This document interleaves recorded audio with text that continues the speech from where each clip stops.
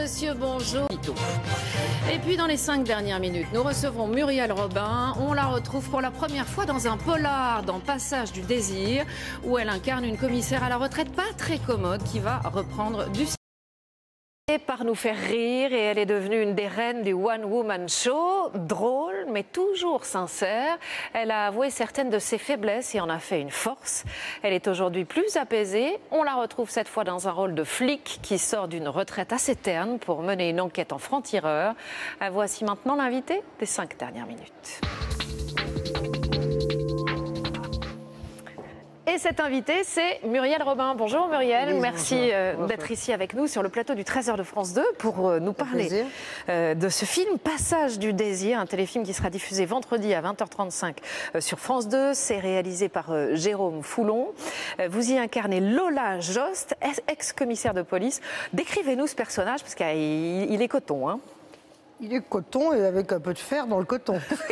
Parce qu'il a du coton, oui, c'est ça, exactement. C'est une bourrue, voilà. Enfin, je l'ai beaucoup dit, mais c'est vrai que c'est bonne femme. Et bonne femme, c'est bonne femme. Voilà. Alors, elle a du bon, et puis elle est bourrue, elle est tendre, elle est décalée, elle est peut-être un pied dans une époque encore d'avant. Et elle a ça aussi avec l'enquête. Elle va aller dans l'enquête. Mais c'est vrai que du coup, elle va avoir sa façon de la mener, cette enquête, avec un pied dedans et quand même un pied dehors. Donc j'aimais bien le côté main dans les poches, un peu épaisse. Oui, et dedans aussi, elle est épaisse et fine. Elle est assez double, en fait. Pas facile pour vous, forcément, d'aller vers ce rôle, parce qu'elle fume, elle boit, elle a grossi. Oui, mais c'est pas évident, quoi. Ça, c'est pas le plus compliqué. Non, ça va. Non, c'est vrai que je la voyais absolument. Grosse, c'est peut-être pas le mot, mais... Enveloppée. Oui, puis épaisse, oui. Un peu épaisse, quoi, pas taude. Alors, bon, en vieillissant, en fait, j'ai fait déjà des rôles qui n'étaient pas très, très... flatteurs pour le physique, par le passé. Puis en vieillissant, c'était très dur ce coup-ci. Le cheveu plat, pas la bonne couleur, pas maquillé, un t-shirt d'homme, un peu épaisse et tout. Ah oui, le t-shirt, il vaut son pesant de cacahuètes, franchement. Il est coton, lui aussi. Oui, voilà.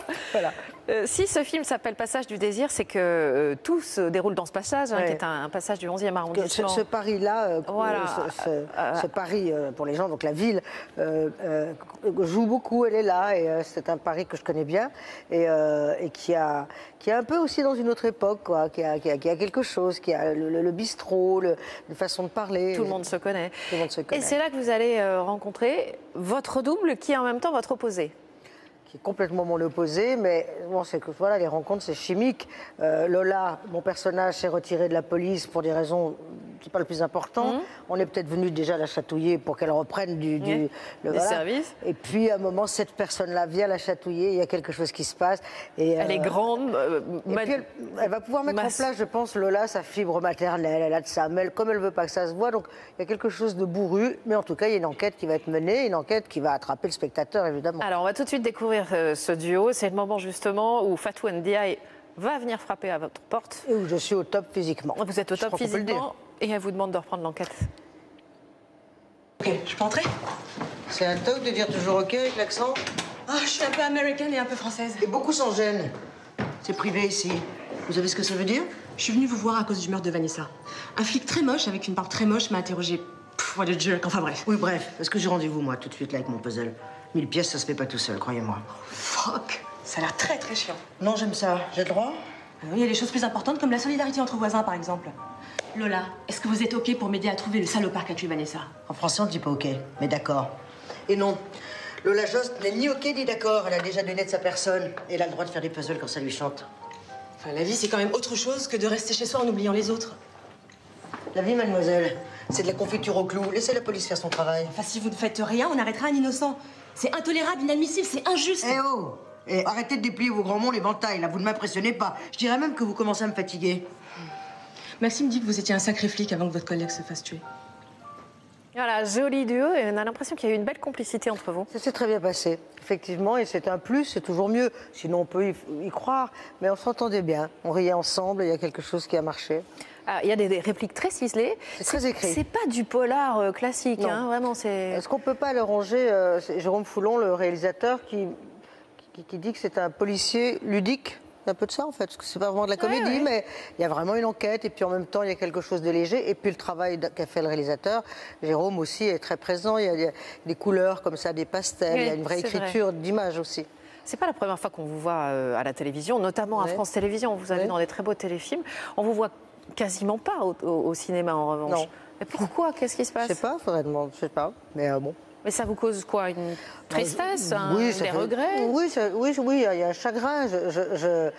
Le temps a passé, ça ne s'est pas mis en place. Ce qui compte, évidemment, c'est ce qu'il y a devant. Mais il y a quelque chose qui ne s'est pas fait dans cette rencontre. Je ne retrouve pas vraiment la raison. Mais pourtant, vous êtes très proche du public. Vous faites partie des gens dont on se dit, tiens, on me dit même que je suis populaire. Enfin, donc, on n'est pas tant que ça à l'être. Donc, je ne sais pas, peut-être que je n'étais pas prête. Là, c'est pareil, c'est chimique, il y a un truc. Mais c'est vrai que celui-là, il me reste un peu... Alors, on est énervé quand on est plus jeune. Puis finalement, si on est très honnête, on dit qu'on est triste. Parce que, voilà, c'est... On finit juste avec une question courte, réponse courte. Vous allez remonter sur scène pour un one-woman show? Pas là. Je l'ai lu dans la presse que peut-être j'allais remonter. Moi aussi. Bah oui, mais non. Vous n'êtes pas au courant? Non. Bah, pas vraiment. Mais je ne savais pas que j'allais remonter à ce point-là. Donc la réponse sera courte. Pas là en septembre, mais peut-être un jour. Je ne sais pas quand. En tout cas, nous, on est pour... Merci à vous, Muriel Robin. Passage du désir avec Muriel Robin, Fatou Ndiaye, réalisé par Jérôme Foulon. C'est vendredi à 20h35 sur France 2. On vous le recommande vivement. Merci encore. C'est la fin de ce journal. Merci à vous de l'avoir suivi. Tout de suite, la météo complète de Laurent Romeshko. À 20h, vous avez rendez-vous avec David Pujadas. 22h55. Ne manquez pas Mots croisés avec Yves Calvi, qui revient sur l'intervention du chef de l'État avec Henri Guénaud et Michel Sapin. Quant à nous, on se retrouve demain, même lieu, même heure.